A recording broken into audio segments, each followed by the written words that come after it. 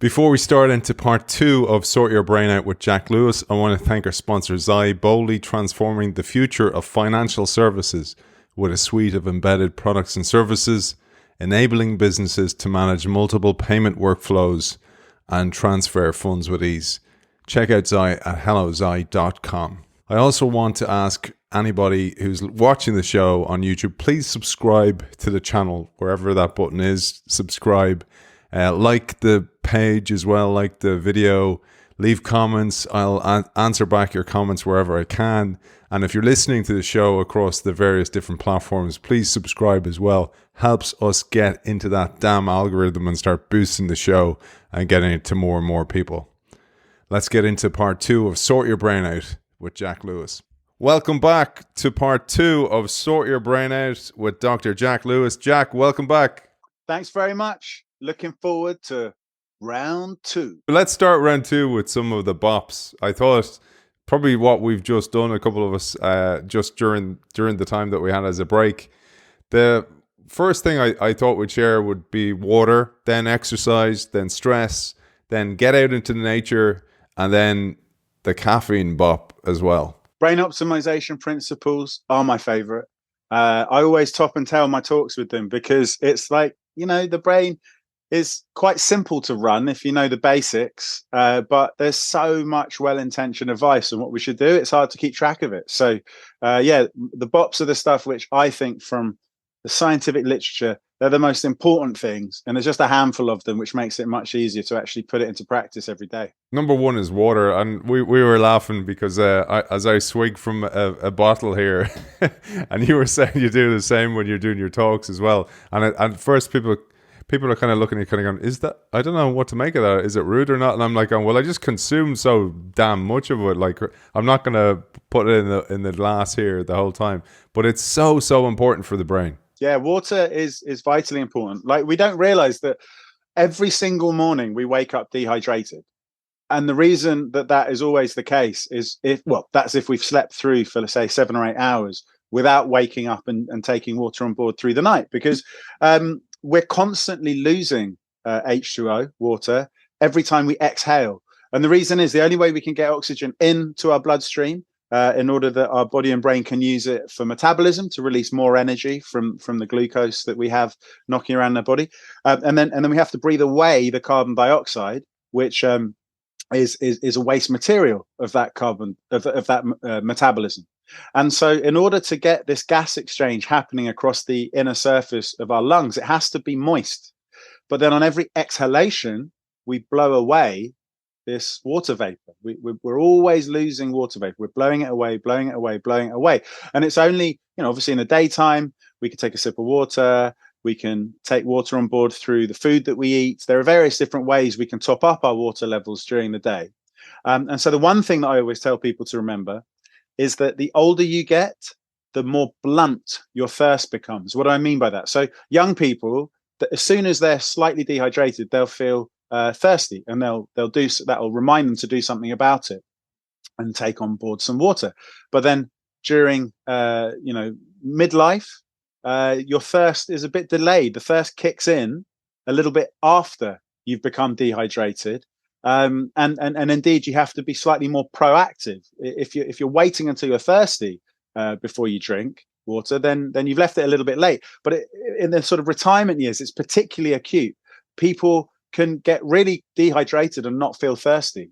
So you have to remember to take on board water on a regular basis. Now, why? So the reason it's so important is that biologically, all sorts of different systems are compromised if there's not enough water in our body and brain, right? Also, it can affect digestion, it can affect various functions of the bodily organs. But because I'm obsessed by the brain, I focus on that bit. And the electrical messages that are sent from one end to the other of those 86 billion neurons operate at 250 miles per hour in a well-hydrated brain.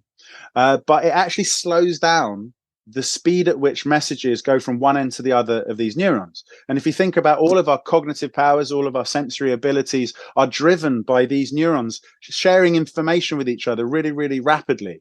And so it's not that the message doesn't get there at all. It's just if the message is only traveling down these myelinated neurons at 150 or 200 miles per hour compared to the 250 that is usual, it means that some of those messages are arriving a little bit late, so that everything's slowed down somewhat. So in the morning, because we've slept through the night, we've been blowing away all this water, we're a little bit dehydrated, almost by definition, if we've slept through without waking up to drink water in the night.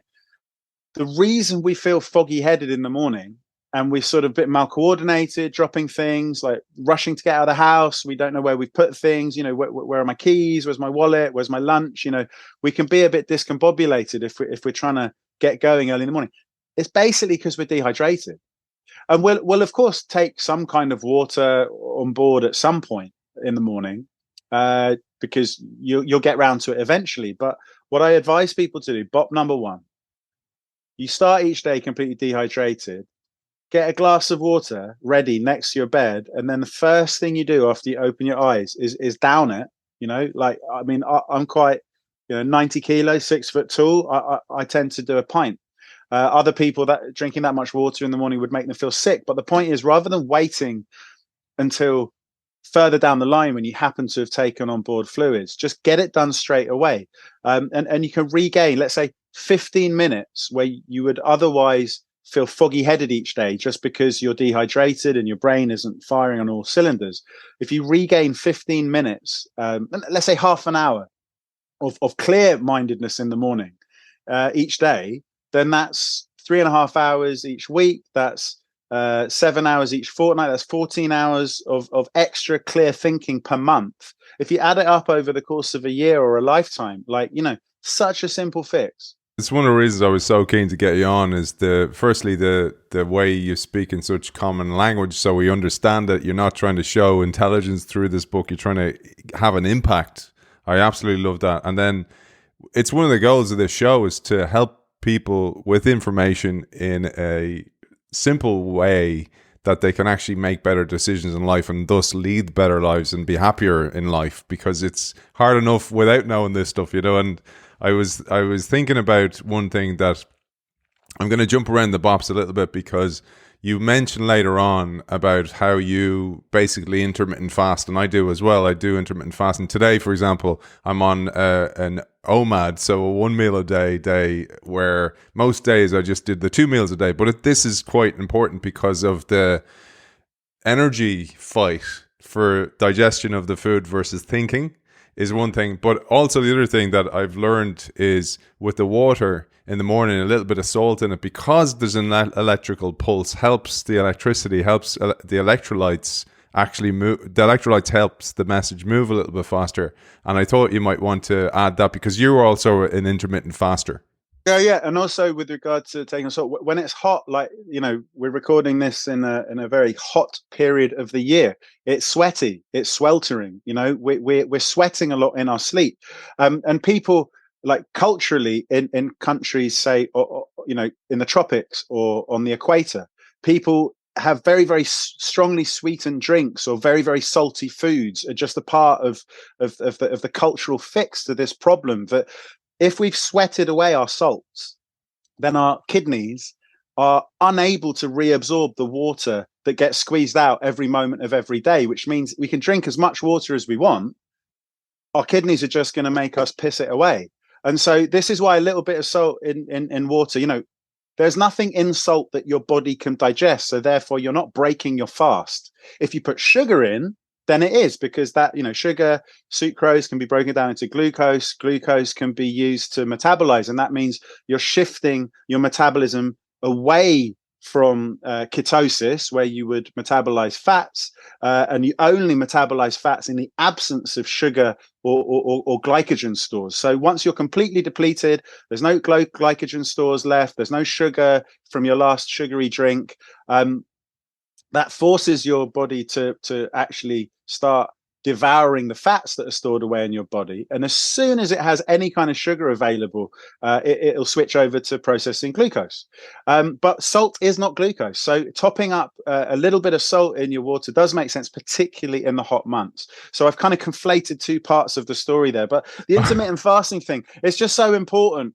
We are conditioned, You know, the environment that we grow up in, we are conditioned to think it's normal to eat from the moment we wake up to the moment we go to sleep. And that is bullshit. Our ancestors never did that. You know, you might have some food stores, but in the absence of preserved foods and refrigerators and all that kind of stuff, we had to go out and hunt and gather a lot of the food that we get in a day, which means expending energy to get hold of your breakfast in the first place. So I used to think that I was so reliant on my sugary cereal in the morning, my marmalade smothered toast, my full English breakfast, whatever. I was such a I have to have breakfast before I can function at all. I never dreamt I'd be able to do this. And it was visiting a friend of mine who lives out in the northern mountains of the Northern Thai Highlands. And he was like, no, you got it all wrong. You got it all wrong. Just come round to, I was living in a hut on his land. He was like, come to the main house and you can have black coffee. You can't have anything else. And so I lived this life for a month and I was sure that I wouldn't be able to do it. And we drink black coffee and then we do like a pretty intensive workout. And then half an hour later, I'd go for a run. And then half an hour later, I'd come back again, and then I was allowed to eat. And sometimes this whole thing, it would be more than an hour of exercise before I ate.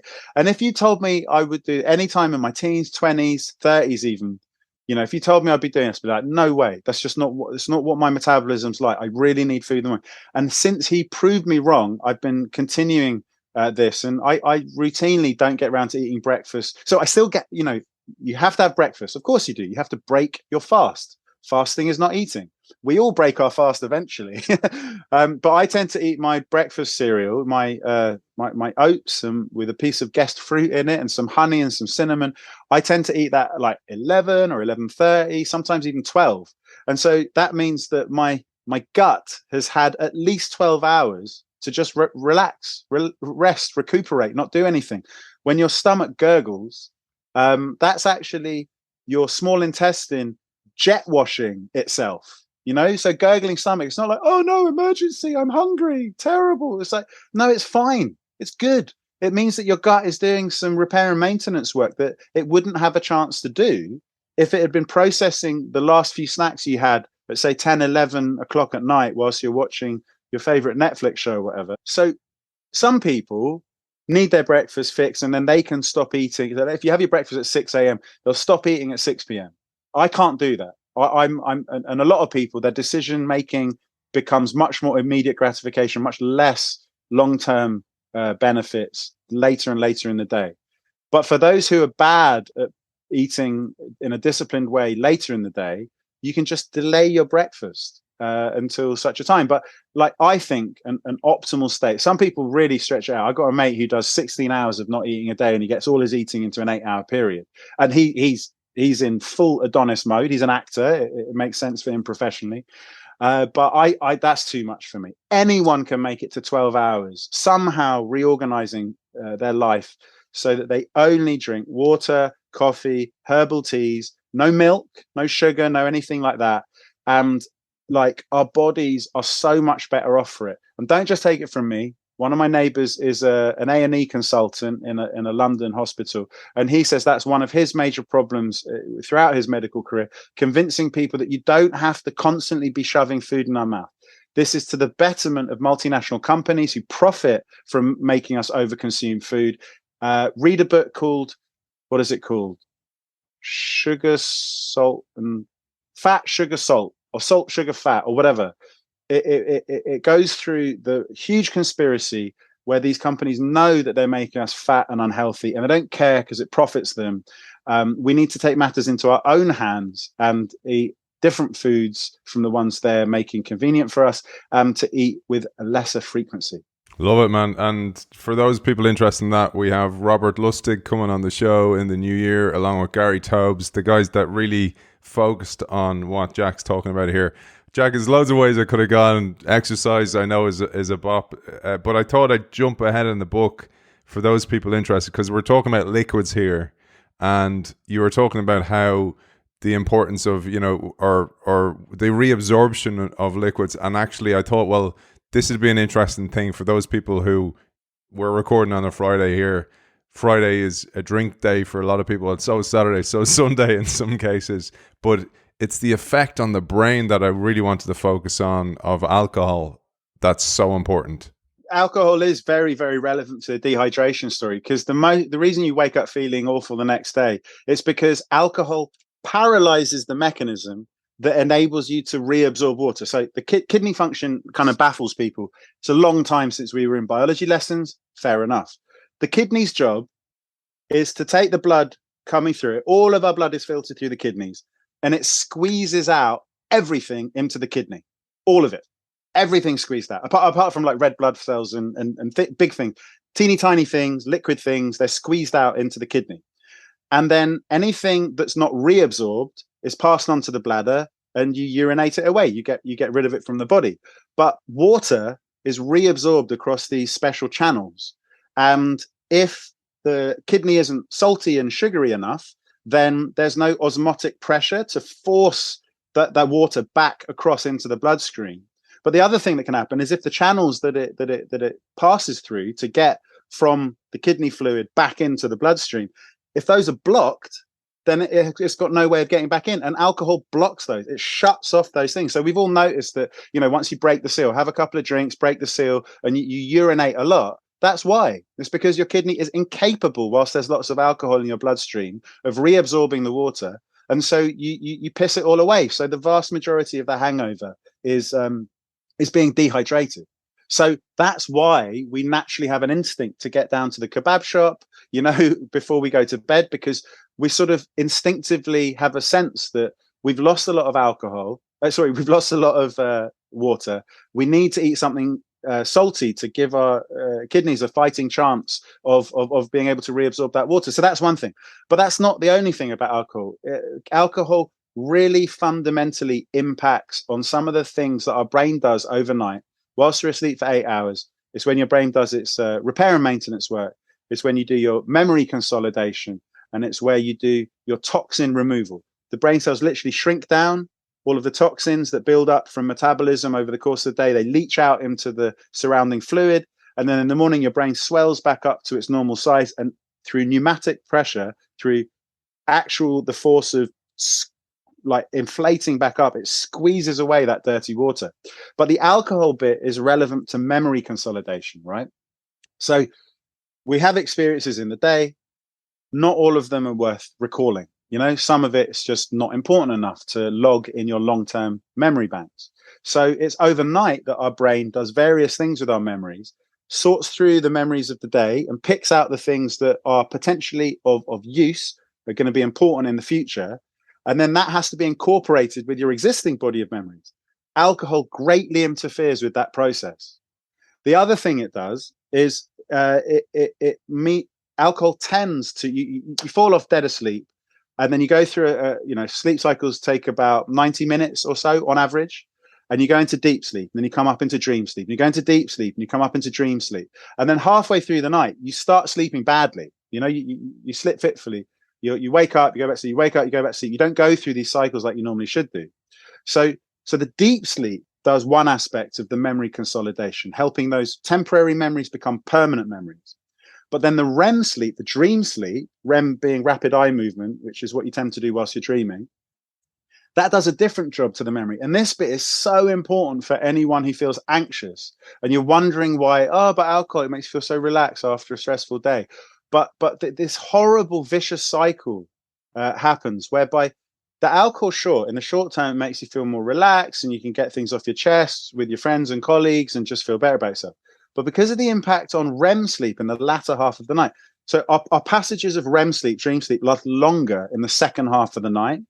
And it's the REM sleep that defangs emotionally negative memories. So say you had an altercation with a family member or a friend or some stranger in the street. And when it keeps repeating on you, and you're like, I can't believe I said that to them, and how dare they do, all that kind of stuff that we can torture ourselves with, that really gets our heckles up, that really gets our stress levels going. By revisiting that memory, we can only learn from our experiences if we can recall them, right? If we do something stupid and then forget it, we're never going to learn from it. We're never going to change our future behaviors. But specifically with regard to defanging these memories, it takes away the negative emotion associated with these memories that would stress us out when we recalled it in the future, but without actually eliminating the memory. So that's why I call it defanging of negative social emotions. We need to defang. Like, we'll upsetting things happen week in, week out. You know, like, no one said that human life would be perpetually happy. You know, suffering is an inevitable part of the human state. Buddha said it first. I'm not, you know, this information's been around for 2.5 millennia. I'm not the first to say it, but we forget it in modern world. We feel like we should be happy all the time. It's stupid. We shouldn't. Happiness is a fleeting reward we get for having achieved something good, you know, ideally.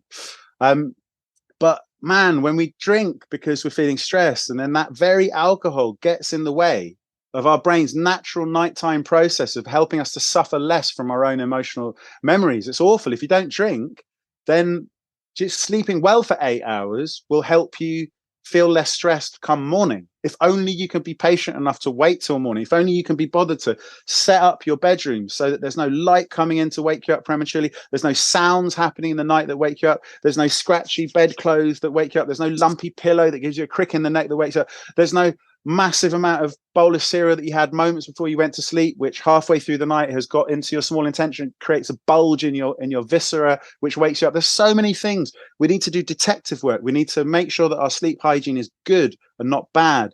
And when our sleeping environment is optimal, we need to go, you know, challenge ourselves to increase the amount of sleep we get by 15 minutes a month until we're in that 7 to 8 hour zone.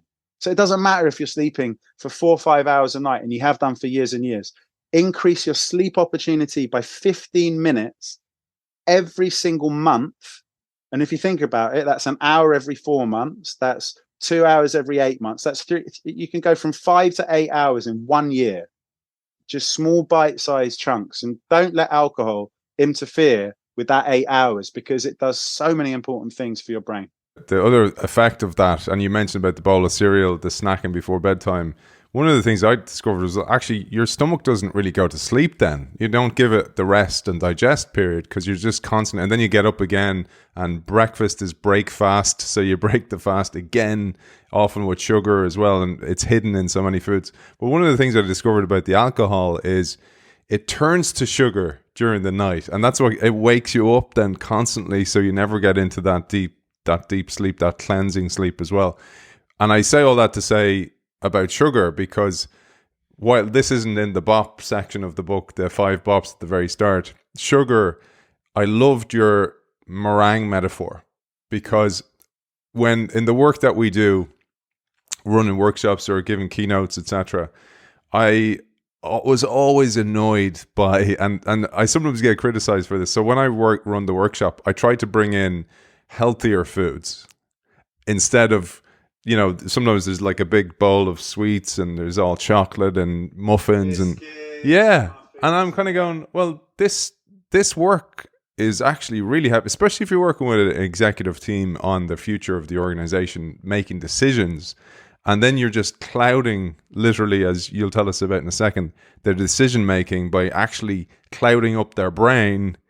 How are they going to make good decisions? And then on top of that, they have the stomach fighting with the brain, kind of going, you know, I need this energy. No, I need the energy to digest all that pasta and sandwiches that you just gave me.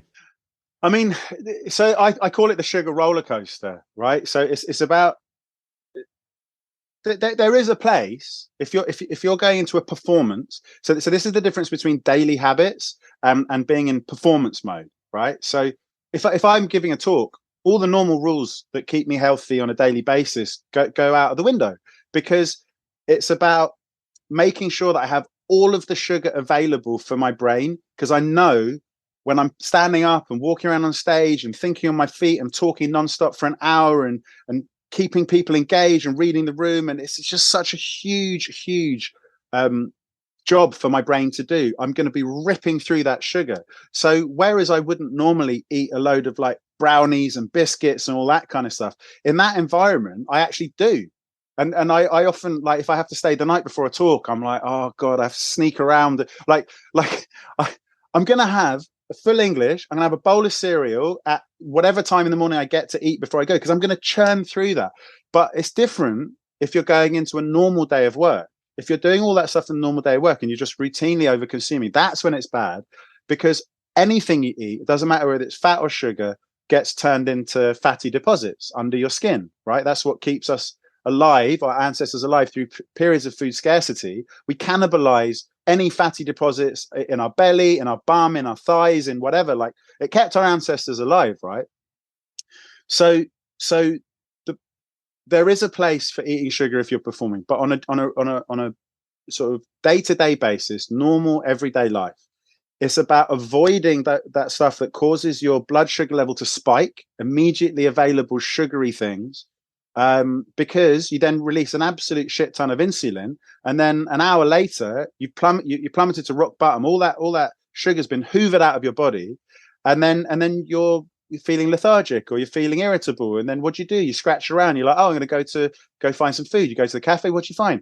Muffins, incredibly sugary cake stuff. That's what you want to eat. You go up again, and then your body goes, oh wait, that's going to absolutely make meringue out of my brain wires. It's the myelin sheath which enables those neurons to send messages at 250 miles per hour rather than the piffling 50 to 100 miles per hour if it didn't have the myelin sheath. That myelin sheath is fatty, and if you add sugar to fat, you make meringue, right? So that's what happens in the brains of diabetic people. Sadly, with uncontrolled diabetes, you get diabetic retinopathy, you start going blind.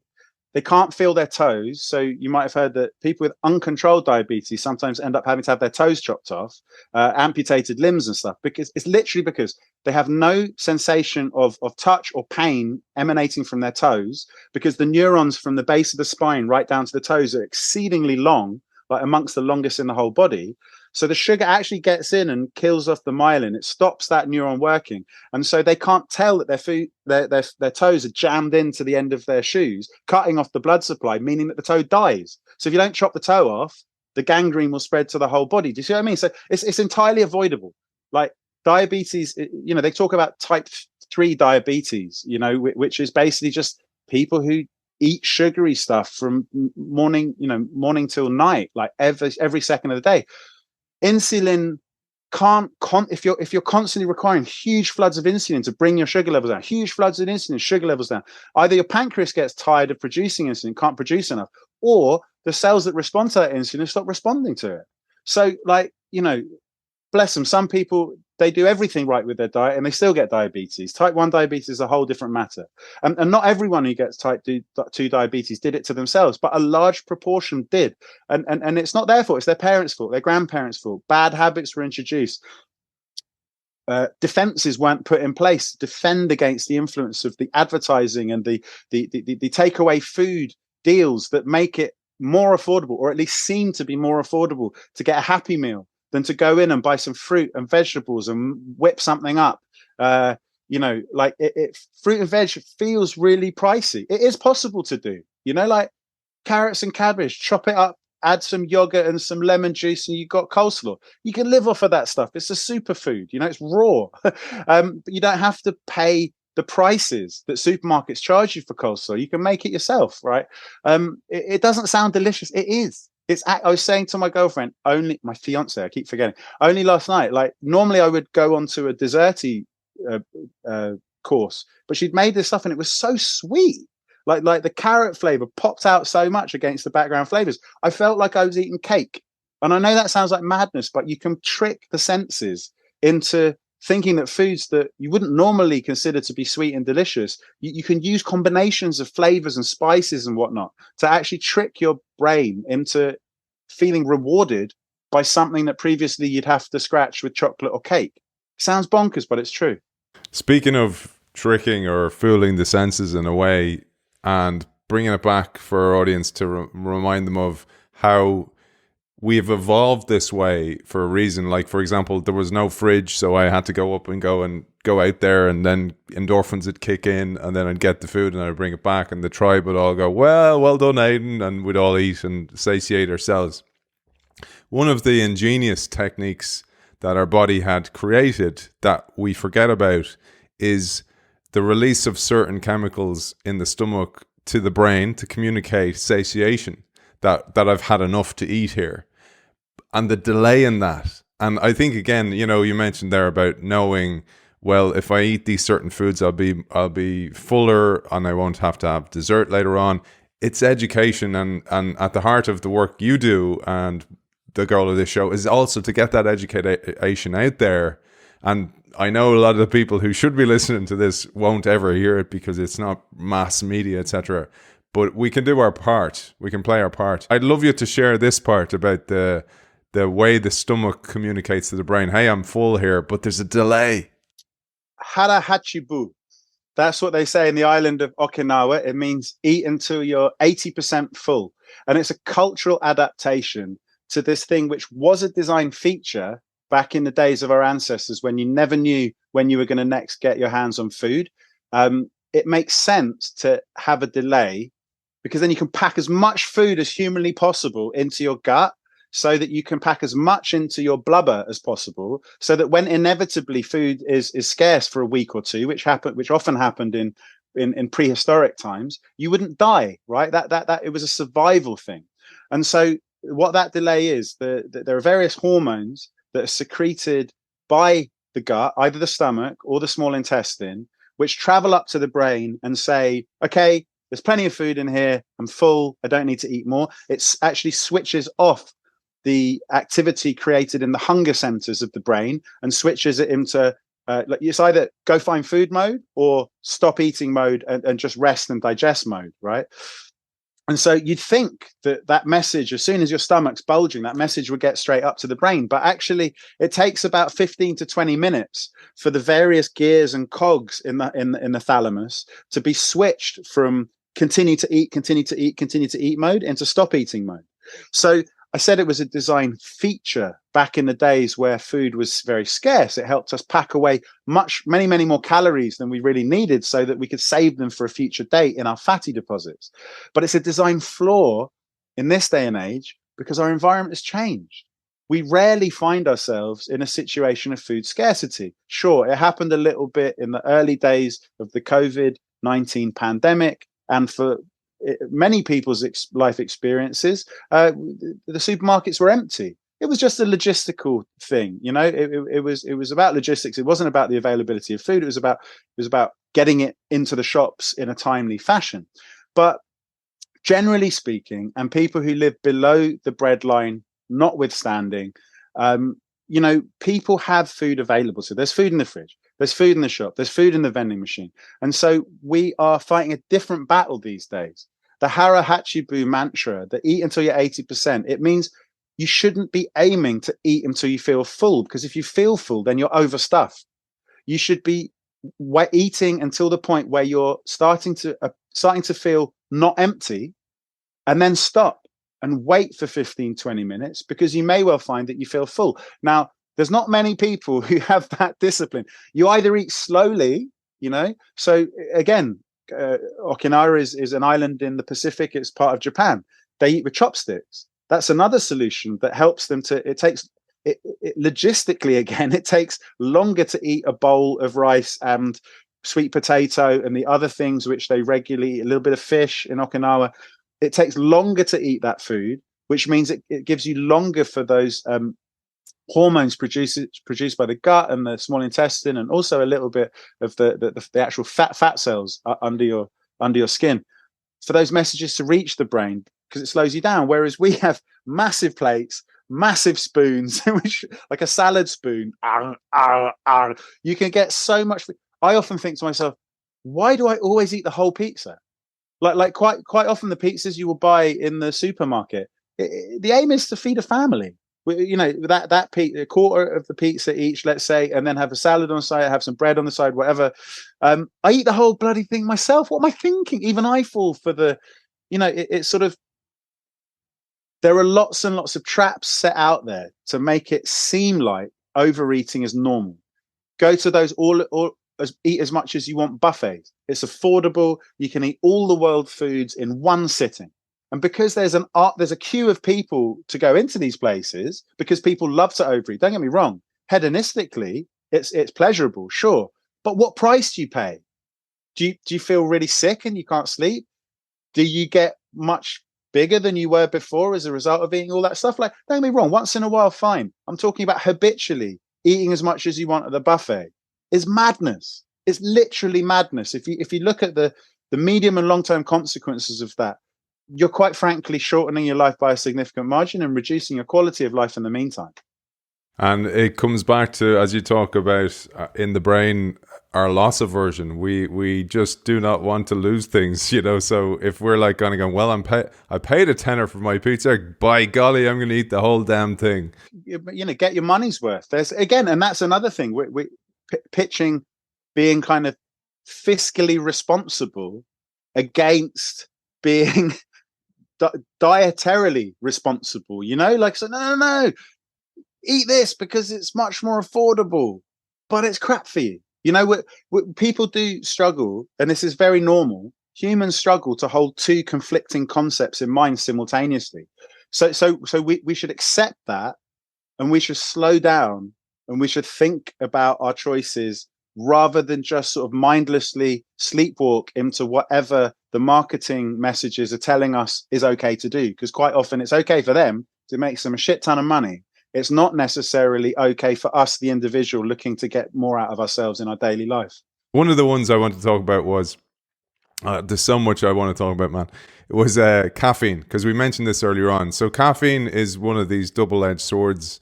It's an adaptogen. I'll let you tell our audience about it, because there's a protocol, and I didn't know about how clearly you articulated it in the book about the times to eat, drink your coffee, etc.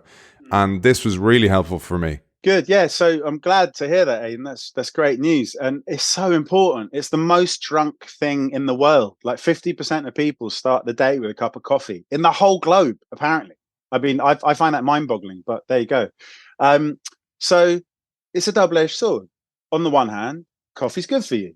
People who drink 2 to 5 cups of coffee, which, believe it or not, is considered a moderate dose, all the way through middle age. There's no data on what it does to you earlier on, but if you're drinking that all the way through middle age, then you, on average, and there will obviously be individual differences, get horrible neurodegenerative diseases like Alzheimer's and Parkinson's 5 to 10 years later than those who don't drink coffee or don't regularly drink coffee.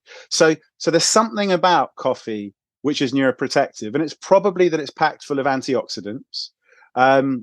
And antioxidants help to soak up free radicals being naturally produced chemical agents which can smash up your DNA, which can really, like, they're really hungry for an electron, and they'll rip it from anywhere around them. As soon as a free radical is formed, it's like, gang, just grabs an electron. And that can cause real problems with kind of the way genes are expressed, for example.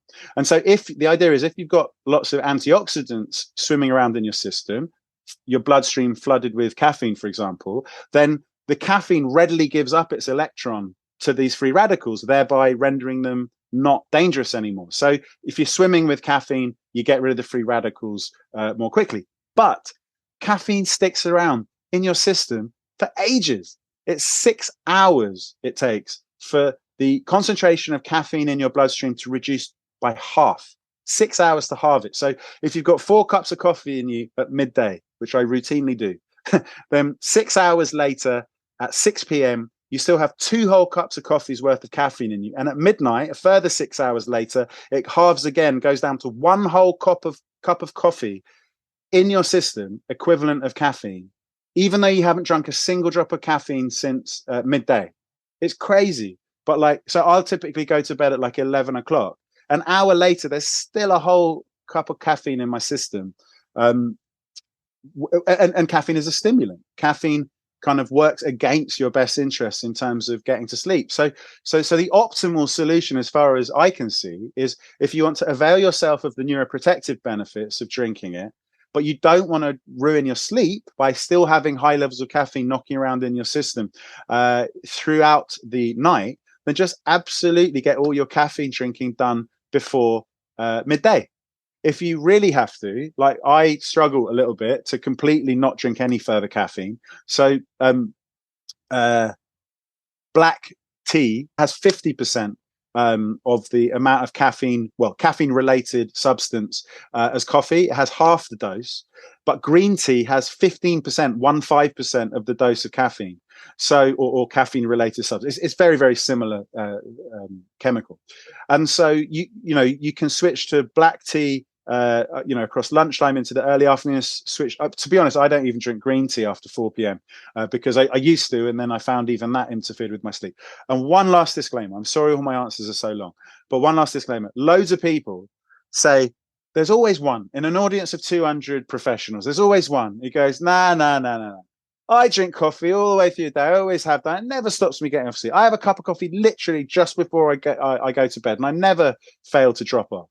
And I say to these people, do you stay asleep for a full 8 hours? Like, do you black out and then 8 hours later your alarm goes off? No, never. That never, ever, ever happens. They might get off to sleep, but they don't stay asleep. Remember, sleeping is a mission where 90 minutes, straight down to deep sleep, come up into dream sleep 90 minutes later, down into deep sleep 90 minutes later. You're trying to get through as many of these cycles as possible, whether it's alcohol screwing up the second half, whether it's caffeine, you get into one, and then you're awake. You don't necessarily remember that you woke up dozens of times through the night, but you are waking up for short periods of time, and it's disrupting the overall efficiency of your sleep. So please, if you've been telling yourself that you are somehow, genetically different from the rest of humanity, and caffeine isn't a stimulant to you and doesn't keep you awake enough, you are lying to yourself. It is definitely interfering with some aspect of your sleep. So just stop doing it. Like, just, I don't mean sound impatient, but at least bring the moment at which you stop drinking coffee forward by an hour each month. You can adjust to these things slowly. You don't have to go from all to nothing, but at least be aware of the problem and plan to address it at some point in the future. And the things you tell us in the book, I mean, you go deep into this. For example, contraception has an impact on caffeine absorption. Not condoms, but the oral contraceptive pill that keeps it in your body for even longer. Yeah, I was wondering why I was drinking my coffee from a certain vessel. It's always spilling everywhere, and then smoking as well, which was I thought you were going to say that about that person in the crowd was like, "You're on. Do you smoke?" Yeah. So smoking. So actually, that's a good point. A lot of these people, I don't know for sure, but they look like smokers. Nicotine stained yellow fingers, receding gums, stained teeth, all the above. No, so smoking, nicotine, so regular smokers, it speeds up the rate at which caffeine is metabolized, but that's still going to bring it from like 6 hours down to 5 hours or 4 hours. So it still means that, let's say you got 4 cups of coffee in you at 5 p.m. and you're metabolizing it that fast, you'll still have 2 cups of coffee, 5 hours later in you. So that's still going to interfere with your sleep. And they supposedly go so well together. The coffee, it's this habit are chunked together. So oftentimes the smoker has the coffee or the tea with the cigarette. Sure. And so you try and quit coffee, and then every time you have a cigarette, it reminds you of the absence of the other thing. Every time you have a cigarette, it reminds you of the absence. Yeah, definitely. I think a lot of drug addictions are one behavior yoked and attached to another. And so when you do manage to ditch one, the other one brings you back to it. Speaking of which is lovely little segue, man. Unplanned for segue was one of the other bops was get out in nature, and I wanted to chunk a couple of things together. One was the importance of that. We mentioned earlier on about how we're social animals. It's so important for us, but then nature is so important for us. And apart from things like the sun and the effect of the sun on the skin and vitamin D, etc. But then the other one I thought was really interesting was about getting out into a different environment. And I loved what you talked about. Get off the beaten path. It's kind of like you talked about the knowledge earlier on and the taxi drivers. That was really important as well. Yeah, so this was inspired, like my investigations into how important nature is for human well-being, by a study that came out in the journal Nature, or one of the Nature journals, a couple of years ago. And it showed that they did an analysis of tens of thousands of people. And this was actually based in the UK. And they asked them, a wide variety of questions, but some of them were how happy are you? You know, on a scale of 1 to 10, you like in your typical week, in your typical year, so on and so forth. And then how much time do you spend outside in nature doing recreational activities? So it's not quite the same if you're working outside, because you're not there by your own choice. This is how you spend your free time.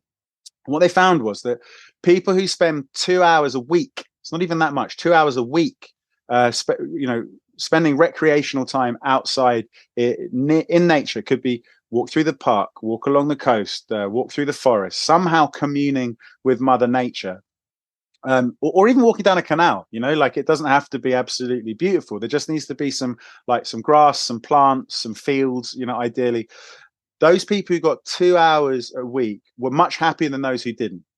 Those who got 3 hours a week were happier than those who got 2 hours. Those who got 4 hours happier than those 3. Those who got 5 hours were happier than those who got out 4, 3, 2, or whatever hours per week in nature. And then beyond 5 hours, it didn't seem to make people happier still.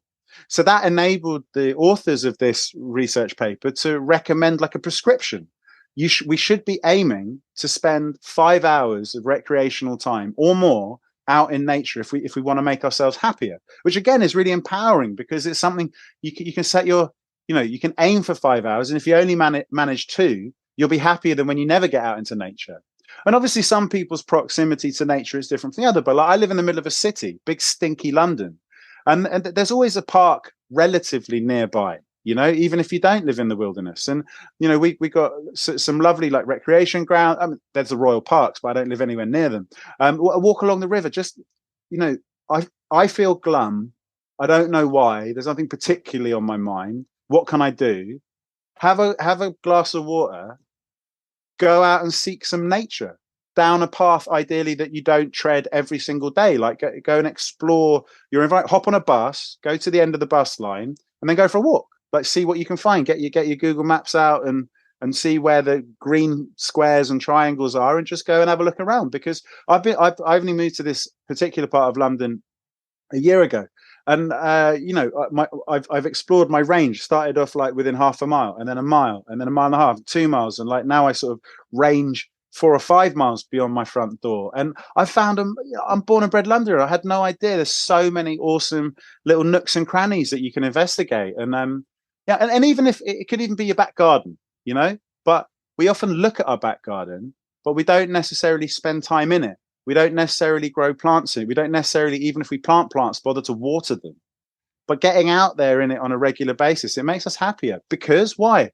Because pre-humans, for hundreds of thousands of years, our ancestors were learned literally through survival of the fittest, that if you're naturally drawn towards, like, ideally an elevated location where you can look across a water source, either a river or a lake or something, and you can see lots of trees and stuff, that's everything a human needs to live. The trees give you food, the water quenches your thirst. That's why we pay so much money for a view on holiday, a hotel with a view of the lake or a view of the sea or a view of the forest. You pay much more for that room than you do the one pointing to the wall out back.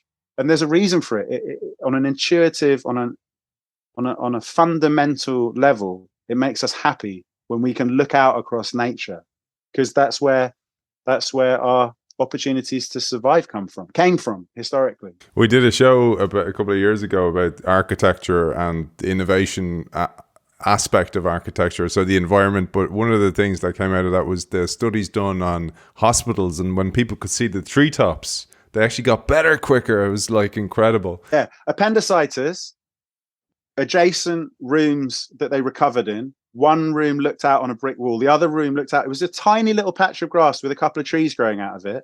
The specific metrics were they required less painkillers if they had a view of nature, and they were discharged a day or two earlier on average. Same surgeon, same hospital, adjacent recovery rooms, and yet there were statistically significant differences in recovery. Incredible. And I'd love to share. We've probably how long more do you have? Do you have 10 minutes? I got 10. Okay, 10 minutes. Okay, I'll squeeze this in. Two things. One, because we didn't even get through the bops, man. You know what? You know my notes. I'm on. I think I'm about a tenth of the way through. So anyway, with Bop 5 was exercise, and it goes beyond nature. It wasn't about nature, and I'd like to approach exercise. Everybody knows, yeah, exercise is good for me, but from a brain perspective, and the reason I say this is a lot of our work, the work we do, is knowledge work. Most people work in knowledge work, which is why I'm constantly looking for these hacks personally to try and go, okay, well, if I'm going to be doing it, I want to try and get the best possible outcome from my input. And one of the things I wanted to tie it to was getting out in nature is important. But I want to tee this up, the exercise aspect, with one of your personal brain hacks with the skipping. And the problem is, so this is the problem, we all have experienced this, is you're sitting there, you have a massive to-do list in front of you, you've been there for an hour, you've got through it, now you start to procrastinate, you start to check emails, everything you shouldn't be doing, you're going on social media, etc., etc. Jack has a hack for us. Yeah. So I discovered this when writing, actually, the second edition of Sort Your Brain Out.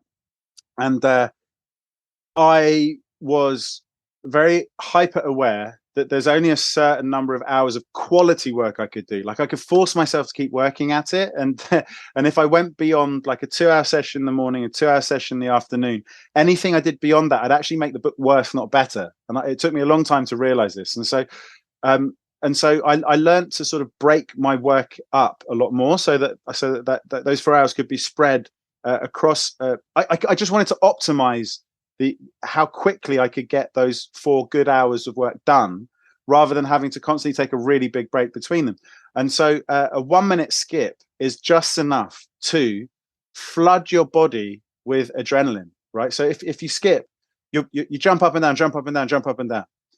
Your brain doesn't really know why you're jumping up and down. It just knows that suddenly it needs to get your heart pumping in order to provide enough oxygen to power your muscles, to enable you to keep jumping at a very accelerated rate. So it's fast enough to cause the release of endorphins.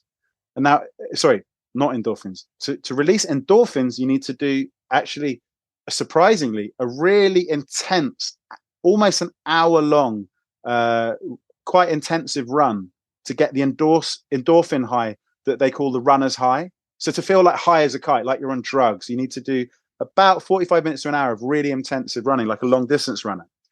But it just takes a minute of skipping to release endocannabinoids.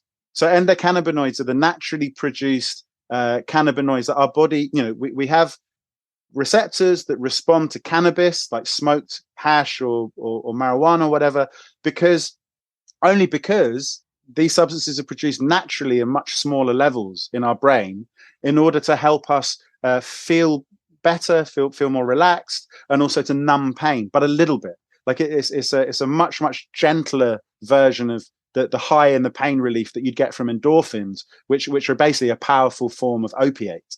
It's a completely different neurotransmitter system. So a 1-minute skip, it's not enough to break a sweat so that you're dripping with sweat and you need to go off and have a shower, but it is enough to get your ventilation rate going, breathe in lots of oxygen, breathe away lots of waste carbon dioxide. It's enough to get your adrenaline going, which sharpens you up. It's enough to get the endocannabinoids coming out so that you get some relief. You feel a little bit happier in yourself, and then you can get back down to work and crack on with it. Now, you're going to look odd doing this in the office, but everyone's remote working, so no one's going to know. Ha.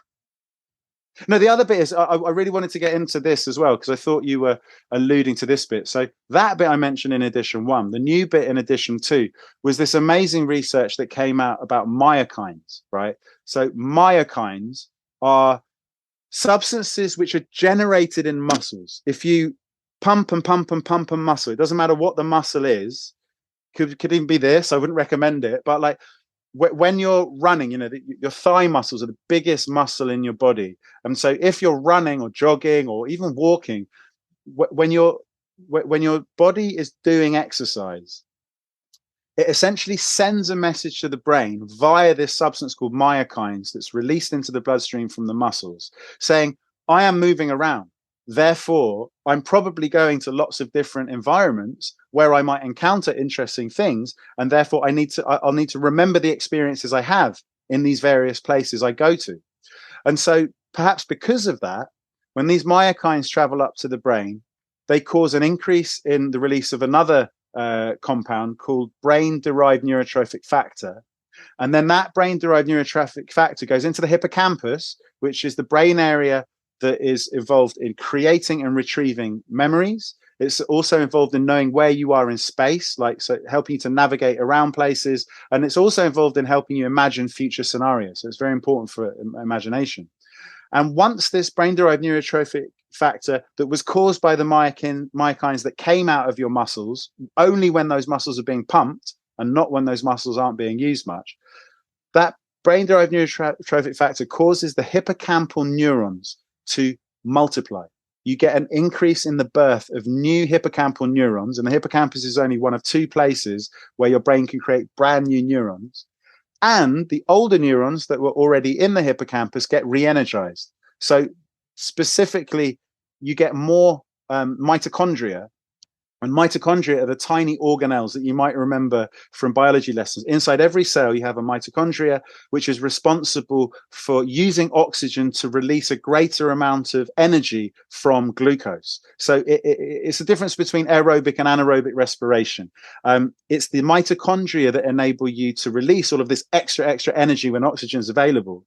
And you get the birth of many more mitochondria in each cell in the hippocampus, meaning it reinvigorates and it rejuvenates the existing cells in your memory banks and those which help you create and retrieve memories, but also know where those memories were created in space. And that's one final thing. If this is the end, I must mention this before we finish, because there's a reason that our memories come to us when we're in specific locations. Like you can't bring to mind all the memories you've ever had accumulated in your entire life to date at the same time. It makes sense for your brain to bring to mind the memories that are related to the environment you're in. So there's a few studies that have shown that when you create memories in a certain place, when you then subsequently revisit that place, you're much better at recalling that information. So the reason this is important is because our certain set piece behaviors pop up in different places. And quite often businesses will say, right, let's go and do a brainstorming session. And they'll go to exactly the same very official looking boardroom where people get disciplinaries, like your memories of getting a bit of a dodgy report in that physical space will completely get in the way of open-minded creative thinking and imaginative innovation. And yet people don't realize this. This is why an off-site meeting is so good for kind of getting teams to work better, because those memories that come to mind when you walk through the door of your office or whatever, there's lots of things, good things and bad things happen in the office. Whereas when you go to a completely new place, you've got a nice blank slate. You don't have previous memories of those places to intrude. You can literally, a fresh environment will encourage fresh thinking. And so we can carve out specific locations in our day-to-day life, like go to a certain cafe when you want to do creative thinking and always sit in the same corner in the same chair. And then just by virtue of getting up and going to that cafe where you always do your innovative thinking, if that's all you've ever done there, it puts your mind, it brings the memories of those kind of experiences to mind, and it puts you in the mindset that lends itself to good thinking. So this yoking of this memories are attached to the locations to which they are most relevant. And you can use that knowledge to sort of organize your working and professional life, not least in a remote working world where you blur the work life and home life. Have a completely separate room in which you do your work. And when you leave that room, you're no longer working. You can be in family mode or home mode or relax mode. But a lot of people don't have that possibility. They maybe have their office set up for the hours of the day in their kitchen. So if that's the case, at minimum, bother to clear everything away. Pack away all of your laptops and any work-related accoutrement. If you have to have your leisure time in the same space that you do your work, like let's say you're in a house share and you've only got one room, You have to pack away all the stuff, and it might take 10 minutes. Invest that 10 minutes in getting rid of all of the evidence that this was a place where I had stressful days work done. And then in the morning, go through that 5-10 minutes of setting up. I know it's laborious, but you can change the appearance of the same actual environment so that it's in work mode and it's in home mode. And I lived in a studio flat for 5 years, and I used to shuffle the furniture around like crazy for the different. Otherwise, I'd have gone mad, because I've worked for myself for 12 years, and I literally would have lost my mind. It's so useful for remote workers to actually know that they need to do that if they want to limit the amount of stress they function. I'm sorry, it's 5:30. We've got no time to talk about stress. I'm joking. We can do what you want. Man, that was so awesome. I was, one of my self-priming exercises is, as our audience knows, they're sick of hearing me here and saying this, I pick a pin that I wear each week. So that was my pin. Yeah, it was that was my one today. But it's so bloody warm. I haven't been wearing my jacket lately, so I have it in my hand here. But I still go through the process because it's part of the ritual of priming myself. Yeah, talismanic. Like, grab objects on people's desks in their office. Like, it's important. It is important. You can embody it with memories. Belief is the most important thing. If you believe that something's going to help you focus your mind, it doesn't matter whether it has some mystical power to do so. If you believe that it has the power to get you in business mode, it will. We had the great Bruce Lipton on the show before. The biology of belief was magnificent. Epigenetics. Bruce Lipton, eh? Oh, you'll love him, man. It's great. It's The Biology of Belief is the name of the book. Man, there was so much more in there. And just for our audience, get a copy of Sort Your Brain Out. There's so much in there. There's so much on decision making. There's so many experiments that Jack ran himself throughout the different programs he ran over the year about priming, for example. The wine experiments in there. I'm just thinking off the top of my head. The impact of stress on your body, how it's a good thing. It's not necessarily always a bad. Gets us out of bed. Gets small doses. It's just a prolonged stress. There's so much in there. And if you're a parent as well, or a teacher, understanding this and the impact on the children, passing on good knowledge on to the next generation is so important as well. And it's done in such a accessible way, which is a difficult thing to do as well. So congrats to you and Adrian for doing such a good job of that. Thank you, Aidan. Jack, for people who want to engage you for those keynotes that you do, for the corporate education that you do, or are interested in the VR work that you mentioned earlier on, where can they find you? Well, a number of places. So I'm on LinkedIn. I'm Richard Jack Lewis on LinkedIn. It's a bit confusing, but Jack is a nickname that was given to me by the BBC. It causes much confusion, but I might as well put it out there now. So I can be found on LinkedIn, drjack.co.uk. And also I've got a new website, brainmanvr.co.uk. There are many different ways of getting hold. If you just type Dr. Jack Lewis in Google, you'll find umpteen different references, and there's always a way to find me. But I love, my favorite thing out of all the things I do is giving keynote talks at conferences. I love being able to see the whites of people's eyes. I love the fact that I'll give a talk for an hour, and quite honestly, quite regularly, I'll then answer individual questions for a further hour thereafter. And I make myself available for that because I love it. Like, people don't often get face to face with a neuroscientist who speaks in plain English. And I actually love that bit so much because they get their chance to ask their question. They finally get the answer. And I feel like I'm doing what I was put on this earth to do, absorb brain information and pass it on in plain English. Beautiful, man. What a great time I've had. I've learned so much, and I learned so much from reading the book, and I'm very grateful. Don't forget, for our audience, sign up to the innovationshow.io newsletter. You'll be in the hat to win a copy of this book. And if you don't, buy a copy, leave an Amazon review as well. Also really helps the author, really helps boost that damn algorithm that we live by today. Jack, absolute pleasure. Author of Sort Your Brain Out, Dr. Jack Lewis.